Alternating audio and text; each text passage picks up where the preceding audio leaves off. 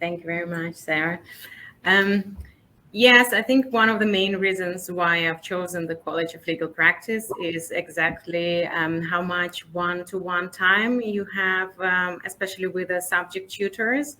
And I wanted to ensure that the written work or oral skills that I conduct would be marked by a human. Because this is the specific of the SQE2. It's not like SQE1, which I should put the record straight. I did the SQE1, not the QLTS exam. Oh, sorry. Yeah, that's absolutely fine. Yeah, I'm pretty sure they're quite similar. Um, while on SQE1, you can just read the correct answer and explanation why this answer is correct. For me, I didn't think it's going to work for SQE2. And my research showed that College of Legal Practice provides like a lot of hours of the personal feedback, and I really enjoyed that to make sure that every new assessment attempt is just becoming better and better, and hopefully can make me pass the exam. I really enjoyed the logical structure of the SQE2 preparation course with college. What I mean by that is that every week we would have a few modules, but each module will be for the specific subject and a specific exercise. So if in the real SQE2 exam you have interview for property and wills, you will have two separate subjects, interview for property and interview for wills. And in each of those modules, you will have one example, which you just watch and see how you should be doing it, one or two preparation tasks, one or two self-assessment tasks that you do yourself, and then just compare your answer with a like exemplar. And the final one, you do an assessment, then it is marked by a tutor, and then you have a mini like 15-minute session to hear feedback on your work. So it really helped me to structure, I think, my knowledge. So when you do one subject and one type of the exercise, like one station, it kind of nicely fits all together.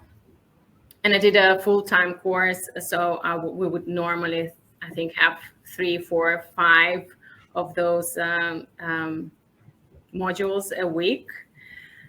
I also really enjoyed the materials that college provides.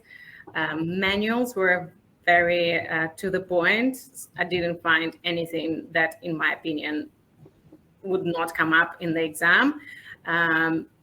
I think with some other maybe books it was the case, but here, I knew for sure if something isn't in my manual, it is likely like it can come up in the exam. And I also used a lot videos and audios while commuting or just, when I can't stare at a screen anymore, I would listen specific subjects, specific topics, which I thought I didn't understand as well as I would love to understand. So that was really helpful as well. What I found really difficult is studying full-time while working full-time. I mean, I literally didn't have any life for like 12 weeks. I would wake up, study, go to work, come back, study, and then just the same again. I would only like allow myself to do something nice once a week, like to go to the cinema, and that's pretty much it. And then I'll spend the weekend studying as well. So it is a huge commitment, but I knew that I was doing a full-time course while working full-time. So I can't blame college for it. It was my personal choice. But to be honest, I do not regret it. I think it was probably better to just do it and then, come back and live my life once the exam is done.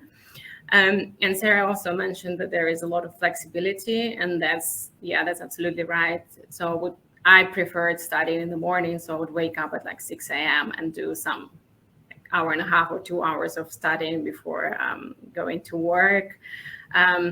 Then we had some day sessions, either student hall or subject-related sections.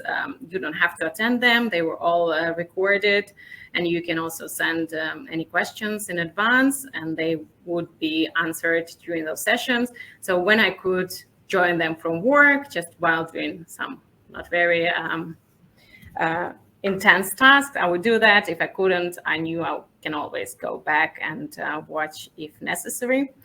The only thing which I didn't enjoy as much is the very strict, at least I thought it was a very strict deadline on Thursday midnight, when you have to submit all your written module assessments if you want them to be marked by tutors. I don't know what happens if you're late, because I think I met all Thursday deadlines. I'm sure there's some flexibility, but yeah, every Thursday I was quite stressed because of all the works I had to submit. And I personally prefer to do complete every module. So for example, Monday and Tuesday, I'm going to complete the first module. Like on Tuesday, I'm going to do the second module, and like Wednesday and Thursday, I'm going to do like third module. So in theory, I would only miss one deadline, because other two would be for me like Tuesday and Wednesday.